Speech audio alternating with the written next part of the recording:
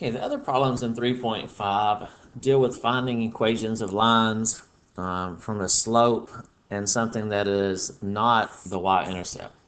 Notice this point they gave us is not the y-intercept. So we can't simply plug into y equals mx plus b. We could, excuse me, we could plug -7 in for the slope, but we don't know what the y-intercept is. So there's another formula that we use. It's referred to as the point-slope formula. Anytime we want to write the equation of the line, anytime they ask for the equation of a line, we can use the point-slope formula. And we have to know a point, and we have to know the slope. Sometimes they give us that information directly, sometimes they give it to us indirectly. In this case, they gave us a point and they gave us the slope. The formula is y minus y sub 0 equals m times x minus x sub 0. And this is derived from the formula for slope. Remember, slope is rise over run, or if you have 2 points, here's how you get the slope. So they kind of reorganize things to get this. Some books use sub-zeros here, some use sub-1s. That's not really necessarily important what number they use. What's important is that we know where to plug things in. In place of the y sub 0 and the x sub 0, we're going to use the point that we're given. And then in place of the slope, we're going to use the slope that we're given. We want to be sure to try to use parentheses around the numbers we're plugging in, at least for the ordered pair, because we have a minus in the formula here and here, and then the y's and the x's could also be negative. So we have to account for both. So in this case, we have y minus, and then the y value of our point is also negative. So a minus from the formula, a negative from the y, which is going to make that actually turn out to be plus. Our slope is -7, and then x minus, so a minus from the formula, and then our x value is -2. So that actually becomes minus a negative, or +2 on the inside. We want to make the parentheses go away on the right side, so we would distribute the negative, so -7 times x, -7 times 2. And they asked us to put this in ax plus by equals c format. And to put it in that format, we want the x and the y terms on one side. If it doesn't have an x or a y, we want that on the other side. Typically in this format, a and b, they want to be integers.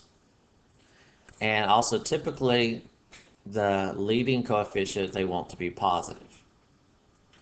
So it doesn't matter which side we move things to. So I would move them to whichever side would make the x's positive without having to do any multiplying. So notice right now the x term is negative.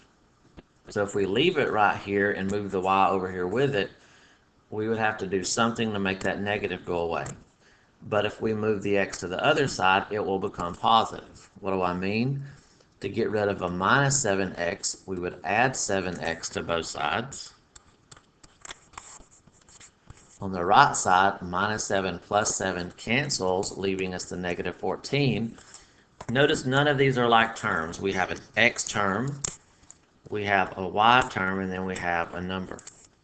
So by adding 7x to both sides, we were able to get the x's on the right to cancel, and our x term on the left is positive.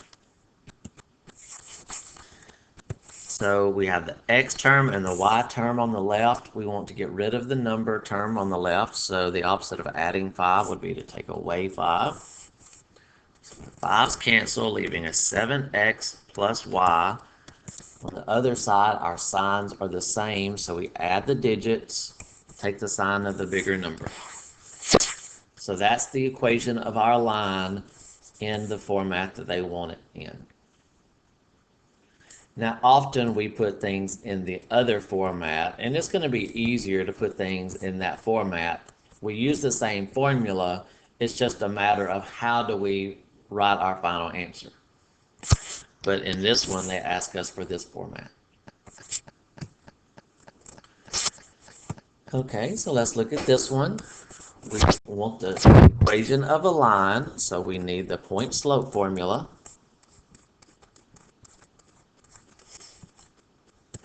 So y minus the y-coordinate, well, our y-coordinate is 0, equals m times x minus the x-coordinate. Our x-coordinate is -5. So when we have a minus from the formula and x is negative, minus a negative is going to make that come out to be positive. Anything minus 0 is itself, so we just have y on the other side. So we could do a couple things here. We could clear our fractions first, or we could clear the parentheses and then clear the fractions. Let's clear our fraction first. We have to be careful how we do that, but the opposite of dividing by 8 is to multiply by 8. So we're going to multiply both sides by 8 to make the fraction go away. Now recall, this is something we did in chapter 2 when we were solving equations. We cleared fractions. So on the left side we have 8 times y. On the right side we have this times this times this. We're not going to distribute the 8 inside that parenthesis. Why? If we have 3 things that are multiplied together, we multiply 2 of them together and then times the other one. So we could multiply these 2 together and then take that answer, multiply it times the other one.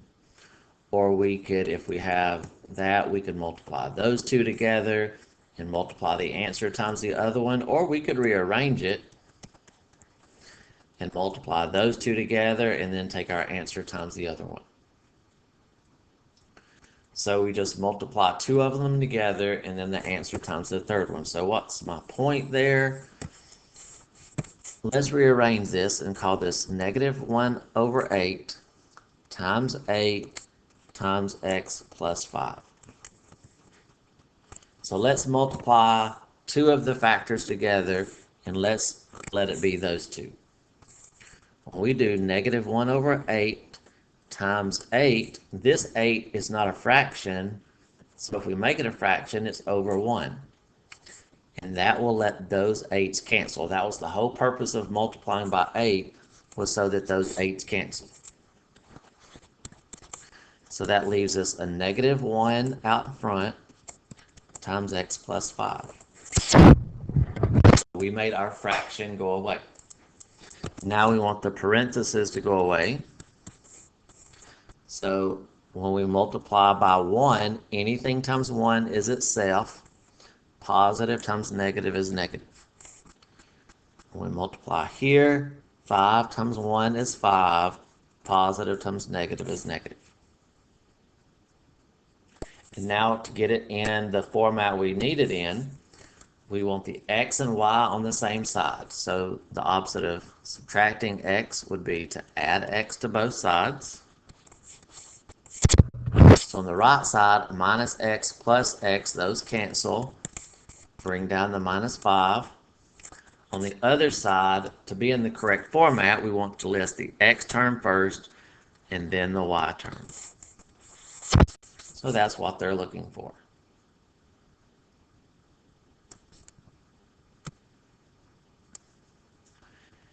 Here, they want the equation of a line. So once they say find the equation of a line, that tells me what formula I'm going to use. I'm going to use the point slope formula.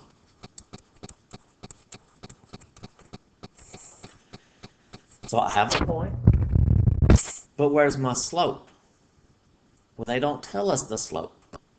For 2 points, we can get the slope from 2 points.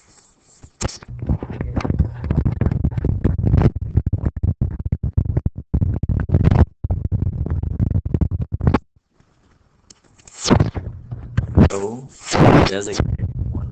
We can call this point 1, 2. So we take the y from the second point minus the y from the first point over x from the second point minus the x from the first point. Making sure we have the minus from the formula, and then for the y's, if they're negative, put a negative. If they're positive, don't put a negative. So that gives us minus 3, minus 4 on top. So those have the same sign, so we add the digits, take the sign of the bigger. On bottom, we have minus 8 minus a negative makes a positive 7. Here we have different signs, so we subtract 8 and 7, take the sign of the bigger, so we get a slope of positive 7. That's our slope. Our slope is positive 7. But that's not our final answer. We're still looking for the equation of the line. We just had to find the slope so that we could use our formula. So now that we have a slope and at least 1 point, it doesn't really matter what we use. Now we can use our formula. So let's use the first point.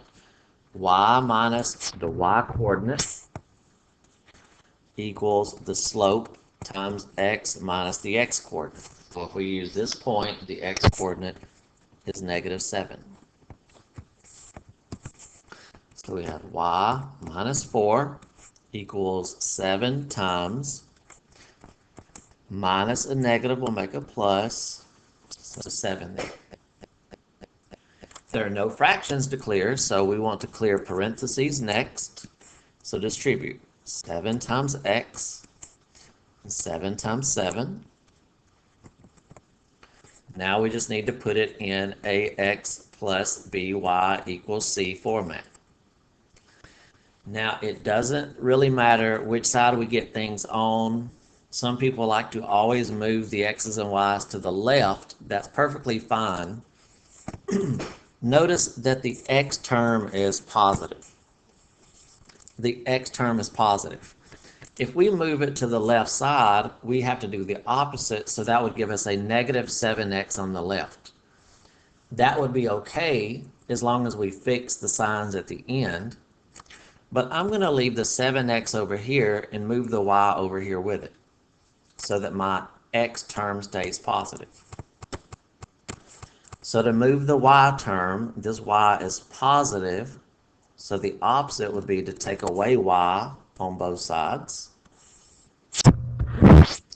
Y minus y would cancel, so we would bring down the minus 4.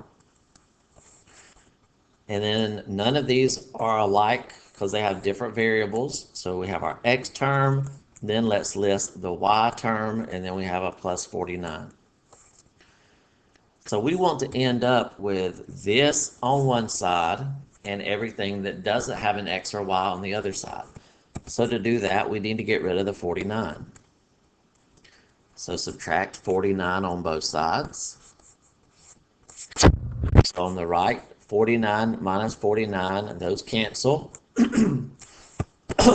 That's going to leave us 7x minus y on the right. On the other side, these have the same signs, so we add them together, take the sign of the bigger. We could leave it like that, or to put it in the way they normally write it, we could just flip sides. And that's our answer. That's an ax plus by equals c format. And you might say, well, that's minus, not plus. That's okay, as long as the first term is positive and we have no fractions. It just means, excuse me, an x term, a y term equals the constant. All right. So this one asks us to write the equation of a horizontal line that goes through this point. So I want to graph this first. We plot that point. I think that point was 1, 2. And then a horizontal line would be like this. So when we write the equation of a horizontal line, some of you got this, some of you still missed this. Anytime the line is horizontal, the one thing that doesn't change is the height. The height is the same at every point. Every point has a different x value, but every point is at the same height. So every point, the y value is the same. And in this case, the y value is always 2. So when they ask us for the equation of a horizontal line, the equation for a horizontal line is always going to be y equals, and if it goes through this point, notice this point has a y value of 2. So that's how we would handle that.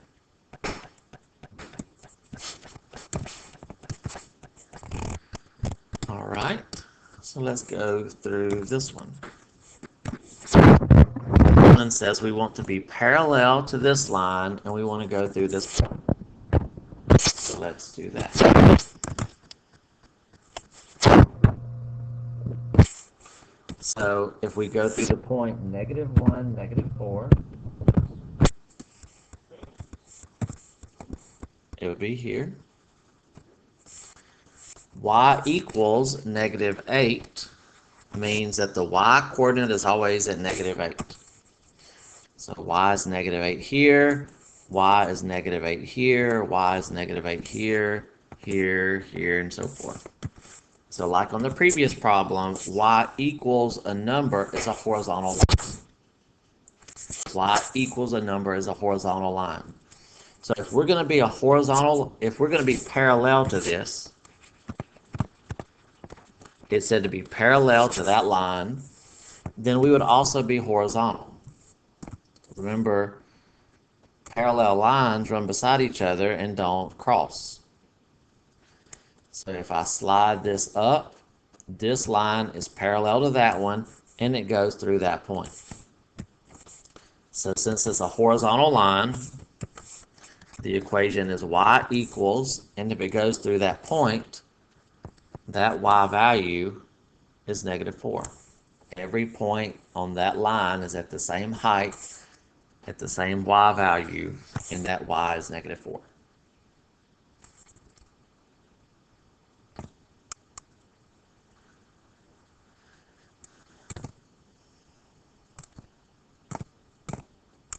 All right, I think there are 2 more. So this one, they want us to do the same thing we've done on some of the other ones, but this time they want us to write it in slope-intercept form.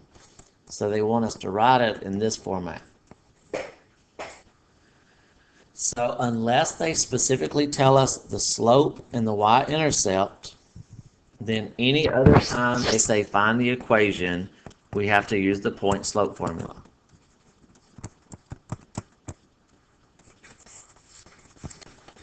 So to use the point-slope formula, we have to know a point and the slope. Well, we have a point. In fact, we have 2 points, but we need to know the slope. So if we have those 2 points, we can find the slope using our slope formula.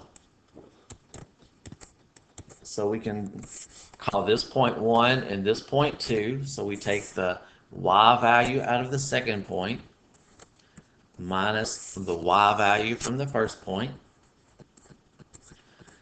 over the x value from the second point minus the x value from the first point.